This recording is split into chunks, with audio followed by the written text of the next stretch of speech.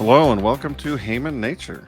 I am Adam Haman, and I'm pleased to be joined by Stephan Kinsella, who most of you will know if you've been watching my show.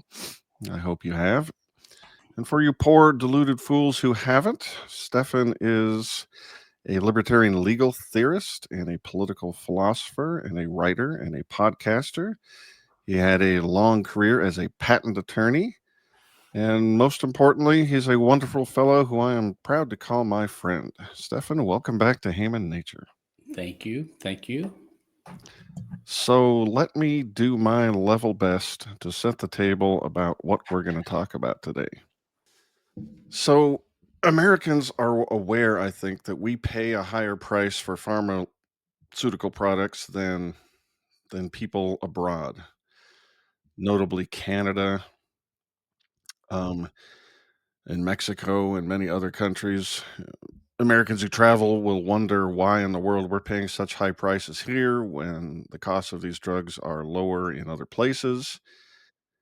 And it is illegal to re-import these drugs from these other places to try and do something about that. And Donald Trump has issued an executive order to try and deal with that. It is well, first of all, the prohibition is under the Federal Food, Drug, and Cosmetic Act. And what Trump is trying to do is issue an executive order, something about most favored nations pricing. He's also trying to do things embedded in tariffs and issuing an order to Robert F. Kennedy Jr. about he has some authorization to either restrict or not restrict reimportation under certain characteristics. But anyway, he's going to be challenged by that in the courts because pharmaceutical companies don't want this to happen. That's what happened in Trump's first term when he did something similar. And then Joe Biden, of course, rescinded that EO as he did so many others.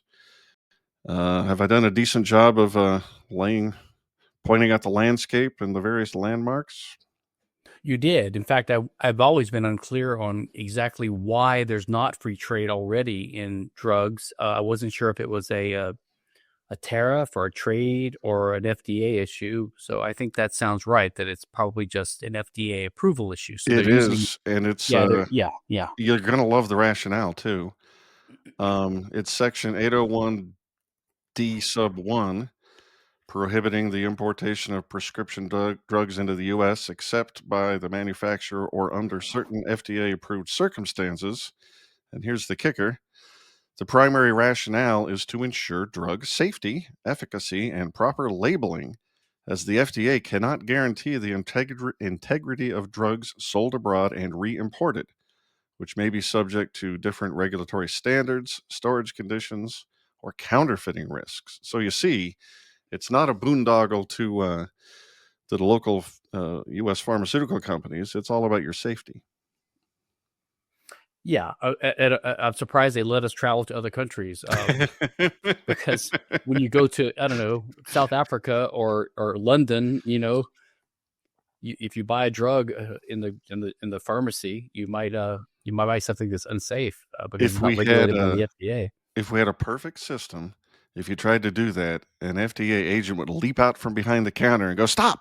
Stop! You can't do that." Well, this is why we need one world government, which the Randians love because they want certainty and uniformity because that's more important than justice, I guess, to them. So we should have a one world government run by the United States, and That's the right. FDA we could actually save costs because then you wouldn't need all these duplicative agencies in Canada and Japan and Europe. We could just have one worldwide health agency. God, you're making so much sense, Stephan. This is great. So anyway, our mutual friend Bob Murphy on the Mises.org Human Action podcast had a quote unquote free market economist on named Alex Tabarrok to discuss this issue. And you saw that episode and filled up my WhatsApp screen with rants about all the things that were gotten wrong in that discussion by Alex. And So I thought we'd play a few clips, and I'll let you get it off your chest on this forum.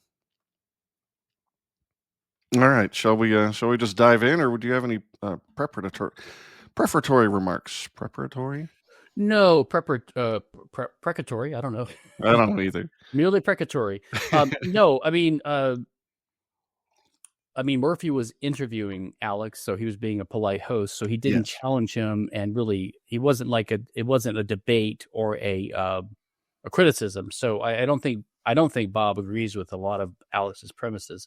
I mean, if I didn't know Alex was billed as a free market economist, I wouldn't know it from this talk, because he's not. He definitely doesn't sound like an Austrian here. He just sounds like some mainstream economist, utilitarian. He takes intellectual property for granted, and also doesn't seem to have a problem with not having free trade for the purposes that he talks about in his remarks about pharmaceutical safety and production by the U.S. and monopoly prices and patents and all that. So nothing he says really leads me to believe he's an expert in drugs and their usefulness, or economics, as an Austrian at least, and in libertarianism. But with that said, let's hear what he says. Yeah, let's jump right in. This first one is an important one about framing, which will be made clear shortly. Selling at a much lower price abroad, why doesn't some firm just import all that cheap stuff and sell it to Americans? And right now there must be some roadblock, and it looks to me as if this executive order is saying, at the very least, we will lift that barrier to make sure that Americans are not paying whatever it is 3 times more for this quote exact same drug as somebody in Europe is, or whatnot. Okay, right. So I'll stop there and go ahead, Alex, take it away. Sure. So the irony here is that Trump wants to stop imports from all over the world, except he wants to import price controls from Canada. But does it at all complicate the story that Trump's talking about price control, and you said it as well? It's not simply that, oh yeah, these are all market phenomena, and they go ahead and measure the price elasticity of demand for various products in different regions and set the thing according to where you solve the calculus problem and it's optimal. No, it's foreign governments are engaged in explicit price controls. Doesn't that make this a little bit of a weird thing for a free market economist to be championing? Well, for the listener, there was a jump cut in there. I just took out some stuff that didn't pertain. You could see it on the video. So yeah, are you okay with that framing? That we're importing price controls? No, not at all. So first of all, I looked into this. So he's assuming that there are other countries that have price controls, and that we're importing them by allowing free trade. And okay. I don't think either one makes any sense, because if there was a price control in another country, like a normal price control is when you have a government regulation which makes it illegal to sell a product at a certain price. And that's a problem when they're not permitted to sell at a free market price. Okay. Then you have shortages and underproduction and all that kind of stuff. But you can't ignore the fact of patents. All these countries like Canada and European countries, they have patent law too, and all these pharmaceuticals that are manufactured in the U.S. are patented in the U.S. are also patented in the other countries, and so the prices that would be charged on the free market, absent regulation, would be monopoly prices already because of the patents. And I asked Grok to look into this because I can't figure out the details, but its assumption is that the price that is permitted to be charged in Canada, let's say, for a patented drug is lower than what they could charge absent price controls, but higher than they could charge on the free market if there wasn't a patent. So basically the Canadian system can be looked at as a combination of, we're permitting the free market price to be raised because we grant a patent, but we only permit it to be raised so much because of the price control. So it's not a price control in effect. And even if it was a price control, like even if there's a free market, there was no patents, and Canada said, this drug that normally you would charge $10 for, we're going to let you charge only $7. And then in that case, it would be up to the manufacturer to decide whether they could still make a marginal profit by selling it at $7 if it cost them, say, $6 to make it. I don't know. And in that case, if you had free trade, people could still re-import that. And in that case, they would be importing in effect the price controls. But even that would be legitimate because it's still the choice of the manufacturer to sell that product in another country under the price control ceiling. So no, I don't agree. But in today's world, I don't think that these drugs are being sold at a below market price because of price controls. I think that the price controls just reduce the effect of the patent that country grants. Yeah. Well said. It isn't correct to call the situation in Canada a monopsony, a single buyer thing. But suppose you had a country that was just pure communist or socialist or whatever, and so they bought all the drugs directly as a government and then gave them, doled them out by whatever protocol to their citizens. So what they had was this negotiated lower price. Do you think that changes how we should think about it? I mean, it's not a price control exactly, and what's going on isn't exactly an extension of patent protection. It's this other weird thing. Well, so let's suppose you had that, in which you have a version of that. Even in the U.S., you have a quasi-monopsony because Medicare is such a big purchaser; they can demand certain prices. I don't think that would prevent the drug companies from selling at a higher price to private buyers. And in fact, I believe in other countries, it's not always the case that the price controls prevent you from selling to private buyers in every case. It's just that the single buyer has so much purchasing power, they can say, we're only going to buy at this price. And I don't think they can compel the companies to sell at that price. Some companies can just say, we're going to leave your market, which is why I think the price controls are actually not that severe. They're just reducing the amount of inflation caused by the patents. But no, even in that case, I still think that, if you had a country that was totally communist and they controlled everything, it's hard to imagine that there would be a market for the drug outside of what the company is selling to the government. So the pharmaceutical company sells a certain number of pills to the government. Where is it arbitrage? Where's it arbitrager going to get the extra pills to re-import them anyway? I just think the problem doesn't make any sense. Yeah, you'd have to have some people gathering together the ones they didn't use, and it would become a smuggling thing. And yeah, I guess it would just be smuggling.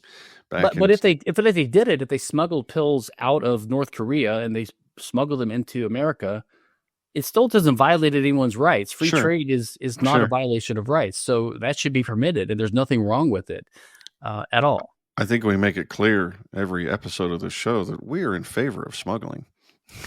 Well, a better example would be, let's suppose that North Korea stops respecting patents because they're a member of the Patent Cooperation Treaty right now. So much for the myth that we anti-IP types are commies. Like actually, hilarious. Russia and Soviet Union and Cuba and North Korea all have patent law.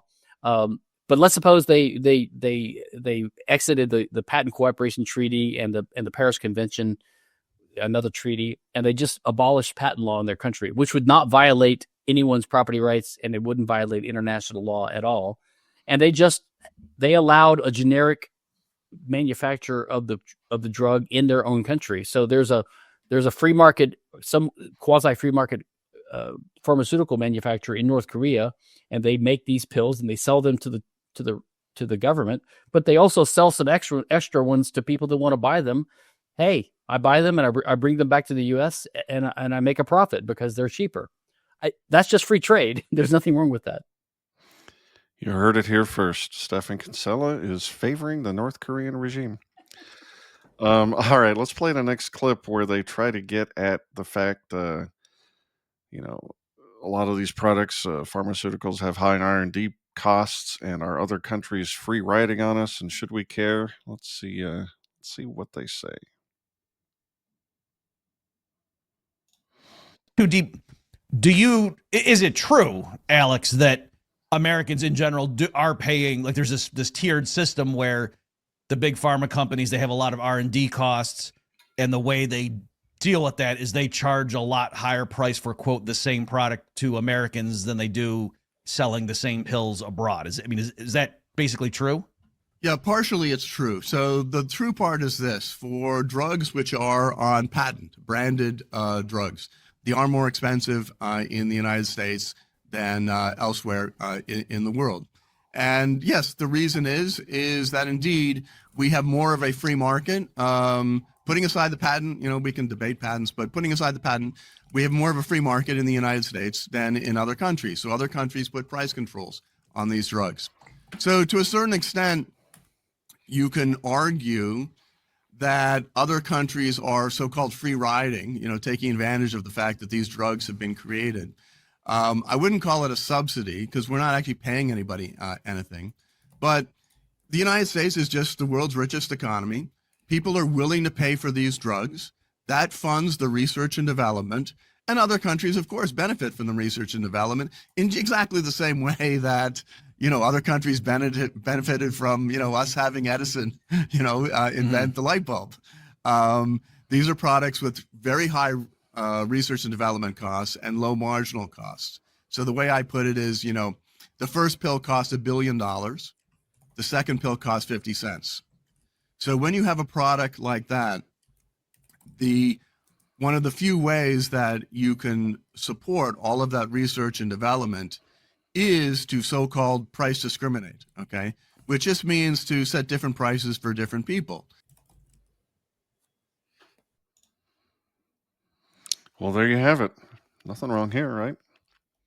Okay, so let's talk about this. And by the way, another hidden assumption of all this in the background is that we've heard for years about the controversy about Medicare in the U.S. Negotiating prices, and they no one ever asked, well, why shouldn't they be able to negotiate prices? I mean, especially if they have a large purchasing power, they could negotiate a lower price. Why do congressmen fight modifying their law to allow that? It's because the pharmaceutical companies or bribing them not to even permit that. That's not a price control. That's just monopsony power. But anyway, as for Alex's remarks, well, he says, we have a great free market in the U.S., putting aside the patent. It's like, well, you can't put that aside. I mean, a free market means you have free market prices. And if patents are illegitimate and they allow you to charge a monopoly price, that's the problem.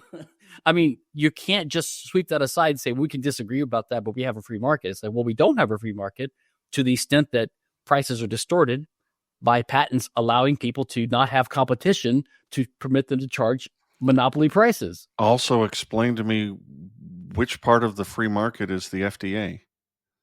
Well, that's the other Are we thing. going to sweep that aside too? So that's the other thing. He talks about how you have this problem of the $1 billion to get a drug and the 50 cents to reproduce it, which are both exaggerations. But the cost of developing a drug is extremely exacerbated by the existence of the FDA. So that is the problem. You don't solve a problem caused by a government intervention by introducing a second intervention, which is the patent system, to protect people from the effects of the first system. This is what Mises called, controls breed controls. And Tabarrok is supposed to be a free market economist, and we should get to the root of the problem, which is the FDA causing these problems. And then the idea that you can just duplicate a drug for 50 cents is also nonsense, because there's a lot of cost involved in getting a factory up to speed and competing with the drug. Not to mention that it would be harder to do that without the FDA, because under the current system, as Alex in another part of the interview correctly notes, there's a lot of delays introduced by this FDA regulatory process, which is why he supports. So in one context, he says that patent and copyright terms are too long. But here he says that the patent term, which is 15 years, which is not, he says it's 15, it's not 15 years, it's about 17 years. So he doesn't even understand the law he thinks he favors. But he usually favors shortening patent terms from 15, but they're really 17. But here he thinks that they're 15, but he thinks they should be extended because of the Hatch-Waxman. There's a procedure in the law which allows you to add some term to a patent if it's delayed by regulatory delay, so he admits that that's a problem. But because of the regulatory delay, these pharmaceutical companies, by the time they get their approval, they've had to also reveal publicly a lot of the details of the manufacturing process. So by the time they're able to start selling their drug, all the generic competitors are closer to being ready to go because they already have had a long time to prepare. In a free market, you could sell your drug a lot sooner and without having to reveal all the details necessarily to a free market rating agency. And so your competitors would have a normal long time to start competing with you. So it's not 50 cents to start competing with someone.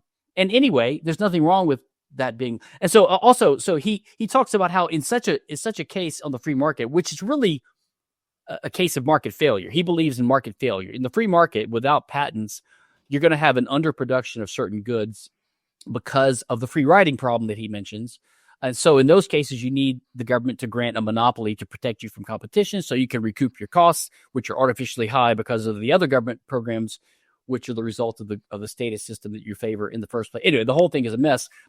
But he has another proposal, which he doesn't talk about here. Let's hold off on that. Okay, we can hold off on that one. We have a clip that'll tee you up perfectly to hit that one out of the park. Okay.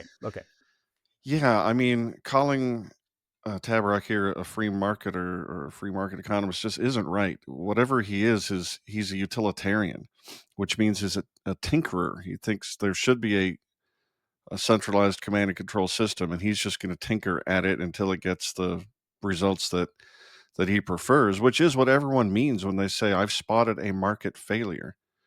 It's saying I am omniscient and I know exactly what should be produced and what price, and it's not. So clearly we need some overlord with government power to step in and fix it. Right. But even if you believe that, then you would say, okay, I will concede that the burden of proof is on me to prove that there's a market failure and to prove that there's an underproduction of goods and to prove that my patch, which is the patent system, would actually fix it to some degree and give some evidence. But as I point out in many other articles, all the studies are the other way. They indicate that the studies are either inconclusive or they say that it looks like patents are a drag on innovation and the system costs more than it's worth. So there is no conclusive empirical evidence that the patents do any good. In fact, he sort of concedes this in his writing where he says patent policy on the back of a napkin, where he has this thing he calls the Tabarrok Curve, which he mentions here, which is like the Laffer Curve, which says the Laffer Curve says that if you have taxes at a too high of a rate, if you lower the tax rate, you actually increase tax collections because they're too high. You're on the wrong side of the optimal curve. Yeah, he thinks the same thing is true with patents. He says that the patent term is too long, so we're on the wrong side of the curve. But he doesn't know where the optimum is because he has no data. And like I said, he claims that he thinks the patent term should be lowered, but he is in favor of this extension of the patent term because of FDA delays. Why is he in favor of extending the term if he thinks it's too long already? Well, you didn't draw the curve. It's not the Kinsella curve. We have a clip we're going to play later. He says this in his own words, so you'll see, ladies and gentlemen. You mentioned price discrimination in the last one, I think, talking about how, what we're talking about here is just normal price discrimination. Airlines sell tickets to the same flight at different rates depending on this and that and the other, and you could see the same movie, in a matinee on Wednesday for a different price than evening time. This is just the same thing. So let's listen to him talking about it. And so then one of the things, though, that needs to happen for price discrimination to be an option for the seller is it can't be easy for the people who buy at the low price to just resell to the other people. So like for airline ticket, the guy who buys his seat at $100 can't just sell that to somebody who paid $800 and then, or the movie ticket, the person who goes to the Wednesday matinee can't just sell that ticket to somebody else who takes it and then redeems it on Friday night and it still works there because then that defeats the whole purpose. Exactly. And so likewise, if people are at least open to the idea that it could make sense that for a drug company that, like we're saying, has to spend $1 billion up front figuring out the formula, going through all the tests and everything so it can legally sell it in the U.S. market than to say, oh, given that we went through all that, now, yeah, on the margin, it only costs 50 cents a pill. We can make an extra $200,000 a year by mass producing it and selling it at, $1 a pop for this country over here. But for that to work, you can't allow some company then to mass import from that little dinky country over here and sell it to Americans at $5 a pill, because then, you don't do that. So that's the general logic. Yes, absolutely. And notice that if you did allow reimportation, I mean, it's tempting, right? You would think, oh, Americans can get much cheaper drugs just by allowing them to reimport them from the poorer country where they have the lower prices. Well, if that happened, of course, the pharmaceutical companies would not sell the drug at the lower prices to the poorer country. They just raise the price for everybody. Okay, and it's interesting. I don't know if you read it, but I know Thomas Sowell covered this case, this example. I think it was in his book Advanced Economics, as opposed to like the Basic Economics book. And then he made the point you just did, that yeah, it's tempting to think if we just allowed for the reimportation, then it would bring the price down here. But no, it's the other way around. The pharmaceutical companies, realizing that's the issue, then would just stop selling at the low price abroad, and it would. And so, am I correctly inferring your position, Alex, that you're saying it's analogous to, these leftist progressives who see a bunch of billionaires walking around and say, oh, why don't we just take 90% of their wealth? I mean, they'll still be rich. And then, yeah, you could do that, but at best it would be a one-shot thing, because then that, they would stop generating that wealth in the first place, and then that hurts everybody. So likewise here, yeah, it looks like there's some low-hanging fruit. We got these pills selling at $1 a piece abroad, and Americans are paying $50 for them. But if you allow that to come back in, all of a sudden that would disappear. Yeah, exactly. Again, for the audio listeners, there was a brief jump cut in there, but I promise you didn't miss anything important. And witness the free trade economist talking about what free trade should be disallowed. That's a hell of a thing. Yeah, so I found this whole thing annoying because, so this is the one time I think Tabarrok's economics, at least the core of it, is not horrible, but it's elementary stuff. Like he's acting like this is something he can enlighten us about. Anyone who's read, Economics in One Lesson or Capitalism, the Unknown Ideal. I mean, yeah, we understand why price discrimination is both economically and politically fine. There's nothing wrong with price discrimination. But as Bob points out, the only way you can get away with price discrimination on a wide scale is when it's illegal for someone to compete with you. So, I mean, the airlines are able to do it because of supply and demand, and different buyers have different preferences. But it's not easy to get away with it, just like it's not easy for members of a cartel like OPEC or members of a colluding monopoly to get, people will cheat. It's hard for monopolies to work. And by the same token, it's hard to price discriminate. If you can get away with it, there's nothing wrong with it. But that doesn't mean that to make price discrimination possible, you have to block reimportation. In other words, you have to oppose free trade. And this whole language of, he says it's almost condescending and totally non-libertarian when he says it's tempting to imagine you could just import the drugs from another country. It's like, he says it's tempting to allow it. It's like, well, wait a minute. We don't live by permission. We're not supposed to be living by permission in this, in a socialist world where you can only do what's permitted by the government. What do you mean? You have to first allow free trade, and then whatever price discrimination people can get away with, they can get away with it. But if they can't get away with it because of competition, too bad. And finally, that analogy they make about, like Bob gives the one about, well, are you saying it's similar to the criticism we make of socialists who want to just take and redistribute wealth, but they're killing the golden egg that produces it in a dynamic long-run process? That's not the same at all, because here Tabarrok is not talking about redistributing wealth. He's talking about implementing socialist policies that prevent free trade, which is the source of wealth in the first place. So it's just a perverse analogy. And by the way, if I understand it, I think they talked about it in their earlier on. They adverted to it. Trump's order only applies to developed countries. It wasn't an attempt to have most favored nation pricing that puts us on par with developing countries where the prices charged are much lower. He's talking about like Germany and Canada, other countries like that. So he's not even proposing matching the prices in the U.S. of developing countries, the poor countries that Alex talks about. Yeah, I think that's correct. I forgot to mention that earlier.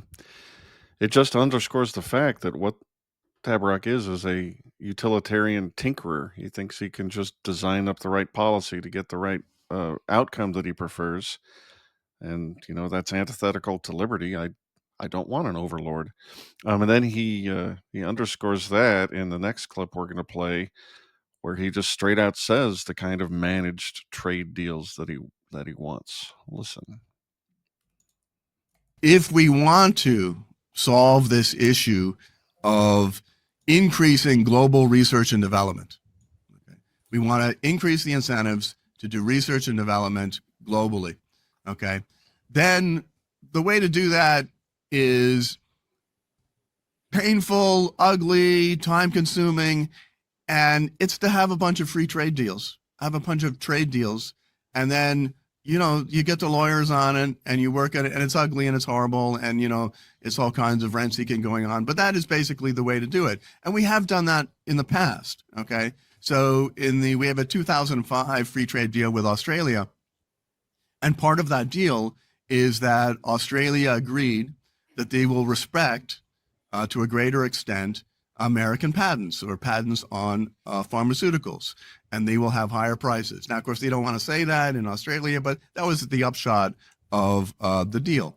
And that makes sense, okay? I think if that's what we want to do, there are ways of doing that. There are ways of putting pressure on other countries to contribute to research and development expenditures. You see, says Tabarrok, we're going to institute some free trade deals. And the first thing we're going to do in these deals is restrict free trade. Yeah, it's incredible. So here's what he's saying. He's saying that if you don't like the idea of not having free trade, because I'm opposing free trade because that allows the monopolistic patent price to be undermined by importing price controls of relative price controls in other countries, then here's what we can do. We can have a trade deal with the country which forces them to have stronger patent rights. And by the way, as I've pointed out in my writing, people don't understand this, but in international relations, countries quite often have two types of agreements they negotiate in the commercial sphere.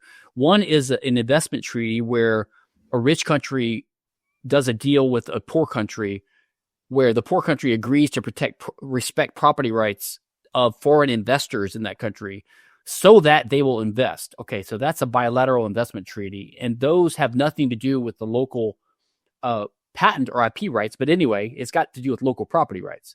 The second one is a trade agreement, which only has to do with free trade. It doesn't have anything to do with the property rights of that country. But of course, the U.S. is an imperialist power, and what we do is we use our negotiating power to, as a price of another country doing a free trade agreement with us, which is about lowering tariffs, we make them agree to strengthen their patent rights and their copyright rights locally, which we used even in negotiating that failed TPP with Japan and Canada. They both increased their their copyright term by 20 years just to make us negotiate with them. And then the deal fell apart, but now we have stronger copyrights. Australia did the same thing when we were negotiating that deal in 2005 that Alex talks about.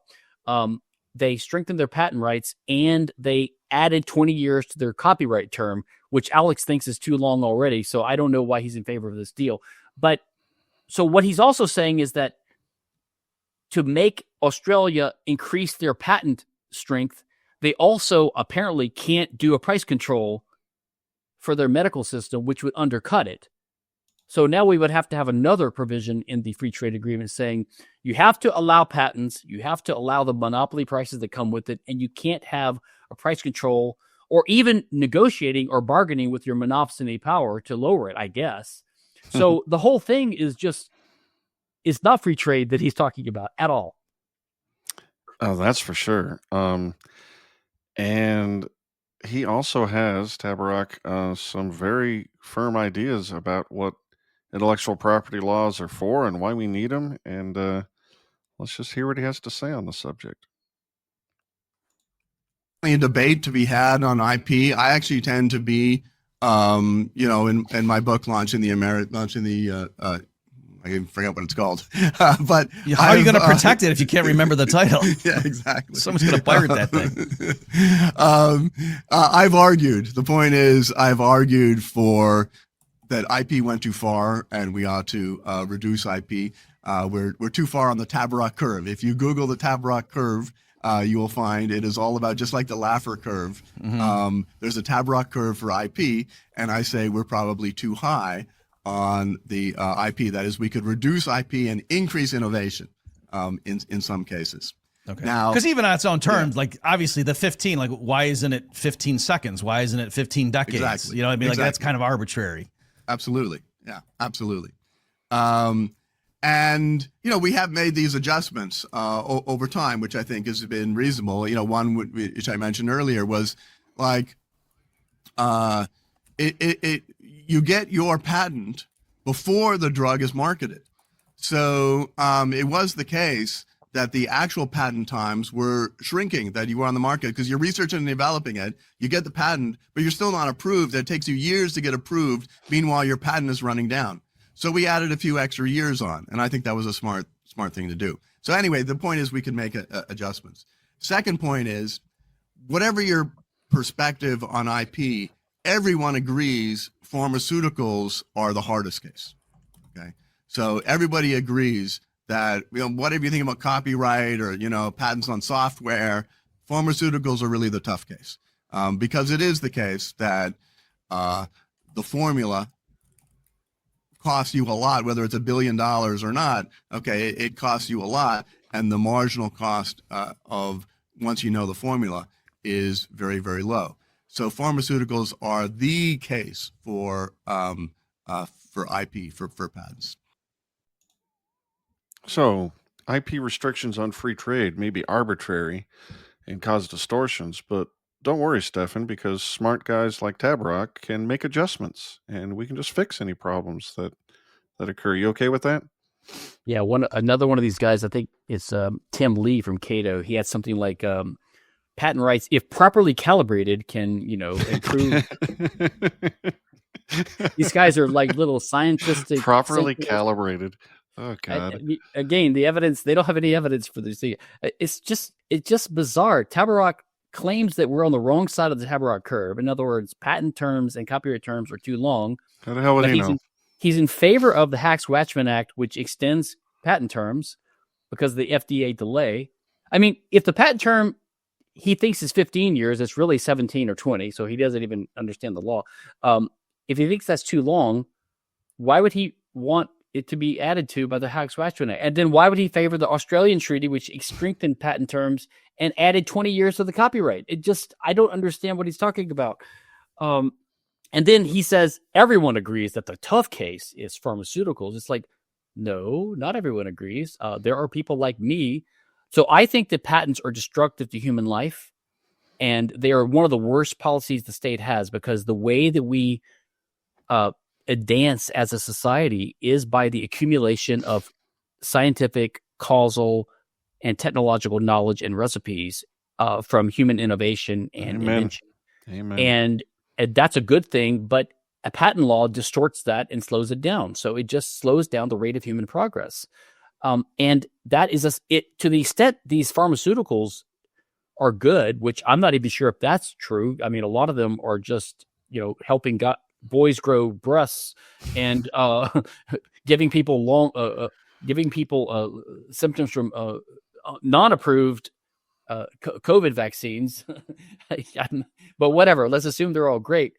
To the extent that they're really life-saving things, that's the one. If I could abolish patents in one field, it would be pharmaceuticals first. And by the way, he says it's the case.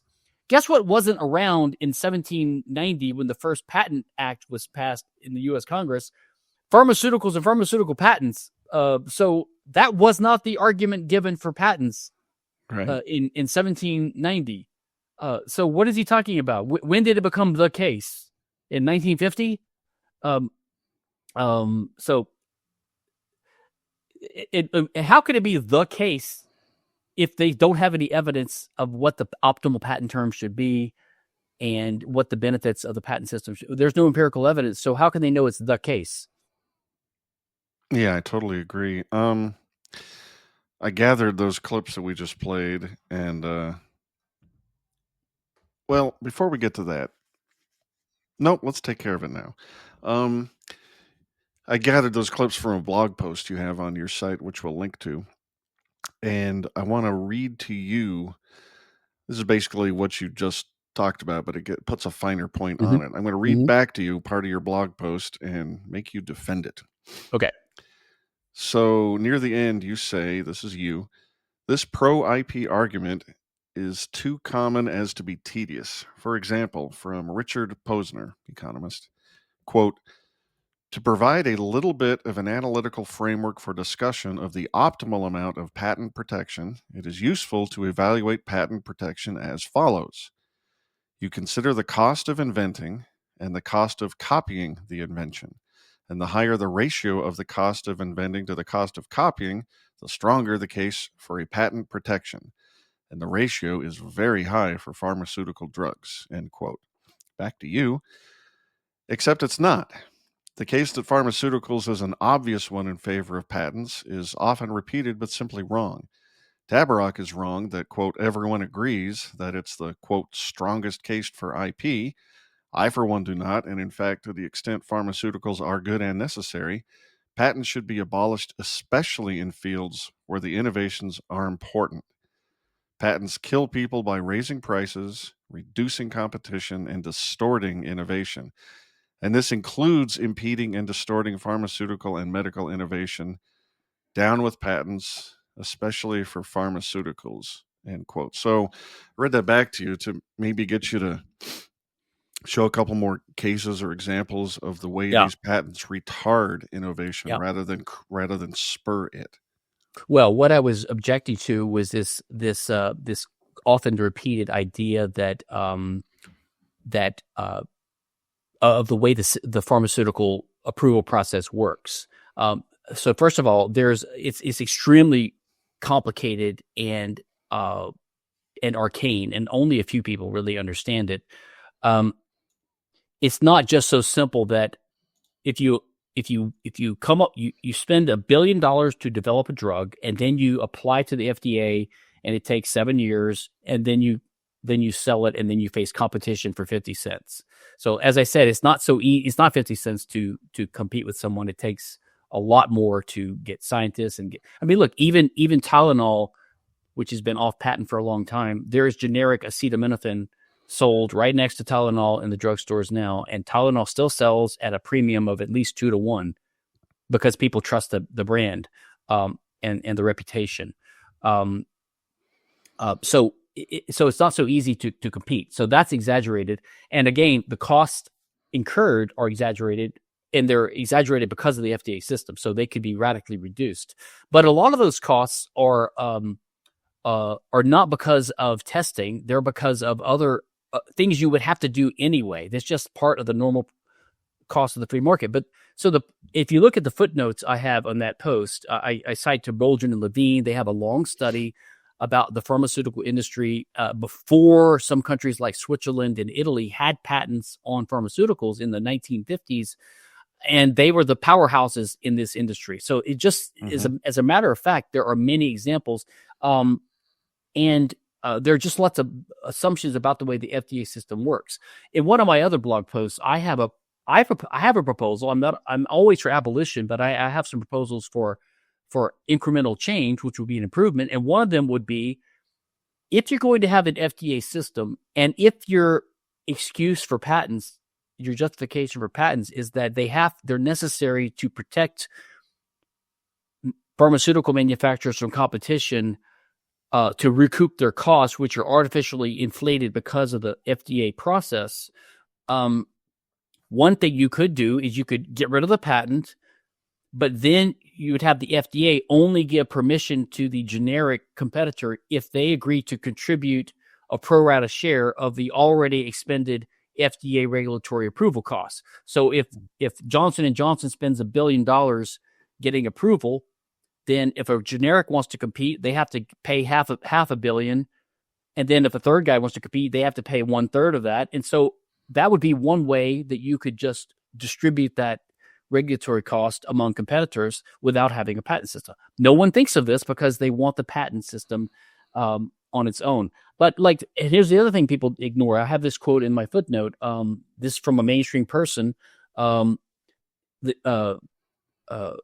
of these agencies has written extensively on how patent monopolies allow pharmaceutical companies to extract billions from everyday people using drug research that is already publicly funded at a fraction of the cost. In other words, a big part of this so-called cost of developing these pharmaceuticals is because the taxpayer is forced to fund the research already. So you have a pharmaceutical company that benefits from taxpayer-funded research, and then they get a patent to lock that up.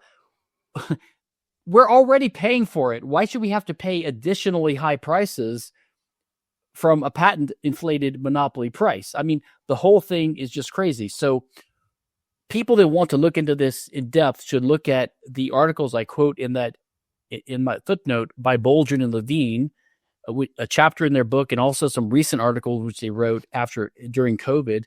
And you'll just see that there's a lot of myths about the way the pharmaceutical process, the approval process works. Yeah, for sure. We'll make sure to link to that. It's a great read, this blog post. I highly encourage.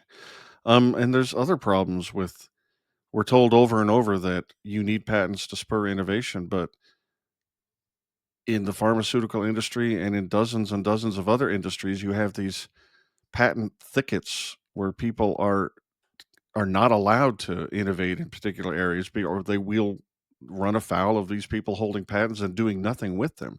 See, these are actually shields against innovation, as you would expect with any interference in the free market process. People are going to use them in these crony ways. And if these assertions, just non-scientific, trust me, I'm a priest, assertions that you need these impediments to the free market or you won't have invention, are just stupid. They're not supported by anything except ideology.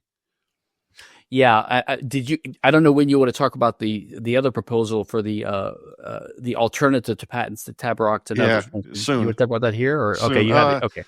Before we get to it, I want to quote something else from your piece. You quote this bit of intuition from economist William Shughart. Because again, these arguments for patents are just insidious and they come at you in different little judo moves. So here's what he says. Granting a temporary monopoly to the rare breakthrough is necessary, therefore, to provide its inventor with an opportunity to earn a return on the investment that led to the new idea, and to encourage additional such investments. Such protection is especially important in the pharmaceutical industry, where, in its absence, new drugs could be duplicated by competitors, and the incentive to invest would disappear, stifling the discovery process. To paraphrase the late economist Joan Robinson, patents and copyrights slow down the diffusion of new ideas for a reason, to ensure there will be more new ideas to diffuse. I mean, that's beautiful. That's parasitical. It gets into your brain just like an earworm, but it's complete nonsense. It's just poetry. I mean, this isn't economics. Well, it's crazy too. So this guy, William Shughart, he's an economist in Mississippi, and that article was published in the Independent Institute, which is another allegedly free market libertarian institution. So yeah, but he's at least honest about it. He's saying, yeah, I agree with Joan Robinson, another mainstream economist, that to have more inventions, we need to slow down their diffusion. In other words, they're admitting that the patent system impedes the spread and use and duplication of ideas and information. And as you said, that is what we use to build our civilization. That's why we have all this stuff. Let's retard that. Let's diffuse. Let's put a break on that.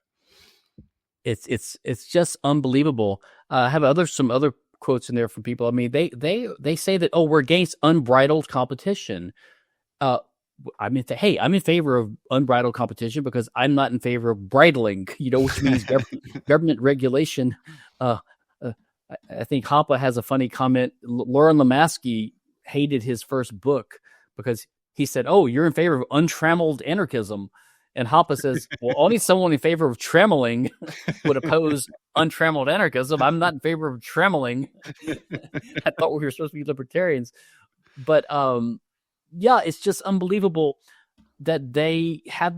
And again, this goes back to what you said, that it's a market failure that they see. Right. These guys are generally in favor of the free market because they understand that social centralized planning doesn't work on a wide scale, but they think that the free market fails, and there's a case for public goods and for government intervention in market failures to tweak and improve the market, even though most of them are aware that the government is completely corrupt and inefficient. And even if there are a couple of things you could eyeball in a free market economy, and you could say, it seems to me there's a market failure here, to give the government the power to fix it, they're not going to just use it there. They're going to use it all over the place, and they're going to mess everything else up. So it's just better to give them no power to fix these alleged market failures at all, because you're probably wrong about that anyway. There's probably no market failure anyway. Yeah, once you have the power to wield government, when you see a market failure, you'll see it everywhere. I mean, I didn't have enough variations of kimchi barbecue sauce at my local Smith's, and so I think we need a regulation. We need an impediment to the free market. That's clearly a market failure. I know what the correct amount of things should be produced and in what quantity and what type. Well, a good example is, if you remember, there was that big antitrust case against Microsoft because they were about to monopolize everything. And I think that dragged on for 7 or 8 years. And by the time they extracted a settlement from Microsoft, and it was about their browser, yeah, their monopoly had faded anyway. I mean, they were no longer the top dog. So the point is, in the real world, there's actual dynamic changes, and free market competition always sets in. Yep. And stops you from having whatever monopoly people think you have. And the government doesn't need to get involved, because all they're going to do is distort and corrupt things and actually create monopolies by, guess what, granting monopolies in the form of patents. All right. I think the time has come. I'm going to let you slip your leash. Just like you, Stephan, Alex Tabarrok doesn't like the intellectual property system, and he has an idea to replace it with something that's even better. Why don't you tell us about that? Yeah, it's this. I think it was someone else's idea, but he joined in on it, and someone proposed a prize. Like, instead of incentivizing innovation by the lure of obtaining a patent, which you can use to stop competition and therefore charge high prices, let's just get rid of that. Or augment it, I guess. I don't know. Get rid of that and replace it with a prize system funded by taxpayers, of course. Of course. Because the free market can't do it, because there's market failure. Even though we have charity and we have prize systems already, that doesn't count. We need a guarantee. And so the one they propose, I think, is $80 billion for pharmaceuticals. But the problem is, which is insane, but the problem with that logic is that, how would it work? There's all this money sitting in a pool, and like, who gets it, and what do they have to demonstrate? So then there's some panel of experts, probably some are government employees and some are like scientists and people that are appointed by the government, and they decide which inventions have merit, and they hand out these prizes, just like they do right now with R&D. That's the same thing they do with government funded, or they hand out $2 billion to Harvard, right, for R&D, which Trump is threatening to cut and everyone's caterwauling about. But the details are mysterious. It's sort of like that show, the Apple work show. Is important, but mysterious. Like, Severance. The work is important and mysterious. This panel's, there would be no corruption and bribery of these guys handing out $80 billion a year of taxpayer-funded money for important inventions. No gaming. What could go wrong? What could go wrong? But the point is, if you understand the patent system, which I guess Tabarrok doesn't, because he thinks the patent term is 15 years. And by the way, when he and Murphy were giggling about, if you don't remember the name of your book, he can't even remember the name of his book, his forgettable book. If you can't remember, how are you going to protect it? I mean, they're joking, ha, ha, ha, which you're talking about trademark, which I doubt either one of them really understand, because no one understands IP law.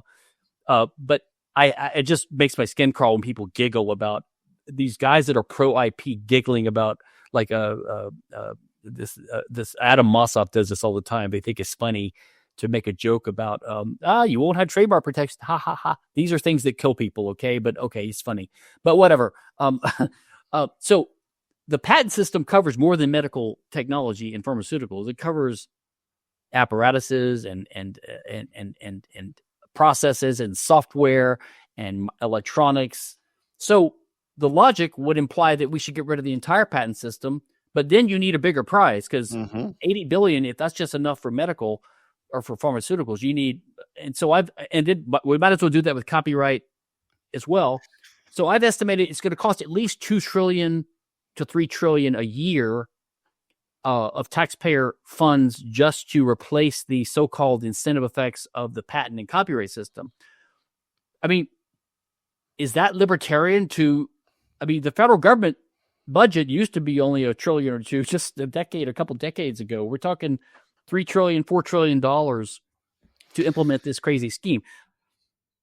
Dude, even from their perspective, if you think that the market can't exist, we won't get enough innovation without patents. Yes. It boggles my brain how anyone with an IQ over 70 would think that replacing it with this innovation prize administered by a government panel wouldn't obviously be much worse. How are they going to know what's a worthy innovation and what isn't? At least with the patent system, okay, you can patent some dumb idea and it was dumb and you don't make any sales. But here they're going to be taking a bad problem, trying to match it, but adding an element that's much, much, much worse. It would become a bailout system. So basically, you would say, okay, it's the idea of privatizing gains and subsidizing, socializing losses. So you would have some companies say, okay, hey, I'm going to get some investors. I'm going to spend $1 billion on this laser system or this satellite system or this new pharmaceutical drug. And hey, if it doesn't work, I'm going to make an application to this committee and say, I spent $1 billion. I need to recoup my costs. Otherwise, the incentive to engage in these kind of risky projects in the future. So it would just become a bailout system. I mean, remember how libertarians used to oppose the 2008 bailouts of the banking industry or whatever, in the airline industry and all this? It's like, but that's what this would become. It would become a bailout of companies that invested in shoot the moon projects, because if it succeeds, they're going to make a lot of profit, and they would probably get bailed out on top of that because you got to recoup your costs. Yeah, it's nutty. I don't imagine, I guess I probably already know the answer to this, but do you see any cracks in the IP Foundation forming on any dimension? Are people starting to talk more about how the problems might be, the cost incurred are not worth whatever benefits are perceived? Is anybody starting to talk like this? Well, I guess I'd look at it a couple ways. So first of all, I think this whole debate was kicked off in part, if I recall the sequence of events, by a post by, was it Musk or Musk and another big guy said something like delete all IP. I think it was Musk said delete IP law. Yeah. And then Jack Dorsey, the Twitter founder, echoed it, and everyone got upset. I don't think they were very principled about it, but basically they were reacting reacting to the obvious problem of IP. And of course, the free software movement has been around for a few decades now, sort of has an intuitive hostility towards closed models. Yeah. And everyone seems to believe the patent system is broken. They use the word broken. But mostly they'll say something like, well, it used to be about this. So they sort of concede that it had a purpose, but it's sort of broken. But even they won't usually say we should. I mean, when I debated Richard Epstein, who's a utilitarian pro-patent, at the Soho Forum about 3 years ago, I asked him, I said something like in the question and answer period, I said, I understand you prefer, just like Tabarrok, he prefers we're too far on one side of the curve. And Epstein probably believes that too. So they both prefer a system that is closer to the founder's copyright system, which is like 14 years for copyright instead of 100 plus right now. I said, if because of the way that the political process works, if it's just inevitable for this 14-year term to turn into 100 plus, which it did, if your only realistic choice was to have zero or 150 years for copyright, let's say. Which one would you prefer?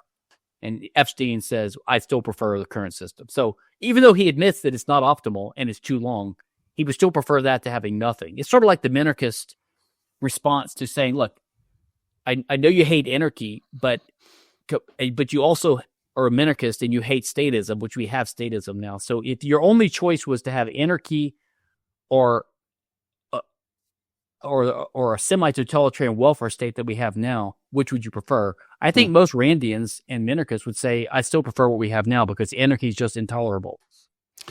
Yeah, I think that's a good analogy. And I believe in the minds of these pro-IP people, they literally believe it's an article of faith that without these retardations of the free market, we just won't get any innovation. People just sit around and not do anything.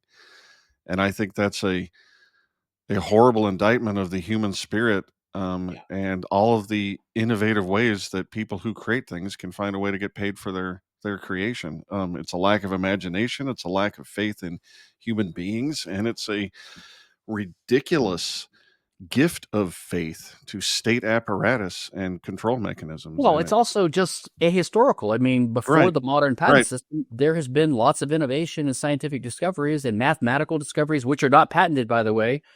Scientific discoveries are not patentable either. Abstract physics theories, Einstein's physics theories, mathematical things, which are also very useful, right? In science. These same people, but these same people say, yeah, you're right, and it's a shame, and that's why we need government to fund science. Yeah, they just don't want to. Yeah, they see market failures everywhere. They just have different solutions. Everywhere. One solution would be a patent system. Another solution would be a government subsidized research grant. Yeah. Well, I'm with you, man. Let's try freedom instead. I think you guys are just full of hot air. We will be linking, of course, to all of your stuff. But for audio listeners, do you want to direct anybody anywhere to find out more about all the wonderfully brilliant things you say and do? The simplest way, my book, my 2023 book on libertarian theory in general, has a big section on intellectual property, and there's links there to my website, stephankinsella.com, and a sub website I have, which is on IP only, which is called C4SIF.org, Center for the Study of Innovative Freedom, C4SIF.org. Yep, that's a magnificent book. Legal Foundations for a Free Society. Highly recommend it. We'll direct all these people there in the show notes for this video on YouTube and Rumble. And you can also find the show notes and articles I write at hamannature.substack.com. This is awesome, Stephan. Thanks for coming on and getting all that off your chest. I could see you were about to pop from all the way across the country, so I wanted to give you another outlet. Thanks so much. I enjoyed it. All right. We'll talk to you later. And ladies and gentlemen, we'll talk to you later too.